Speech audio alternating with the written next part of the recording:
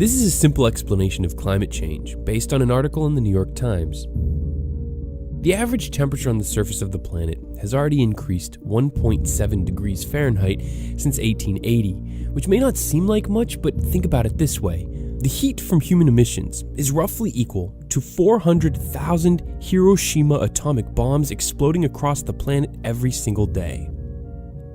Future generations are in big trouble, but for now, it'll gradually continue to get warmer and storms will grow more intense, with longer periods of drought in between. But longer term, if emissions continue to rise unchecked, the climate disasters will be so severe they will destabilize entire nations, send millions of refugees across borders, cause widespread extinction of most species on Earth, and melt the polar ice caps, leaving most of the world's coastal cities several feet underwater. All this could take centuries, but something like the sudden collapse of agriculture would trigger immediate chaos in society.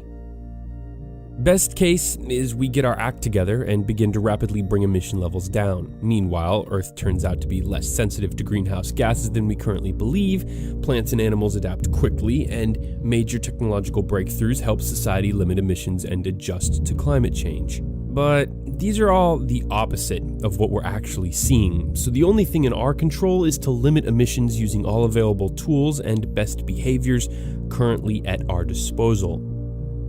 Worst case, the collapse of food production causes spiraling prices, and as our capitalist utopia breaks down, billions starve as our world gets violent and messy real quick, kind of like a zombie apocalypse, but with extreme hunger spreading chaos instead, so yeah, still just like a zombie apocalypse. This would be coupled with the melting of the Antarctic ice sheet, leading to rapidly rising seas that would force us to abandon many of our greatest cities and all of the social and scientific progress that we were making within them. Adding insult to injury is the fact that many of the emissions were emitted while building these now abandoned underwater metropolises.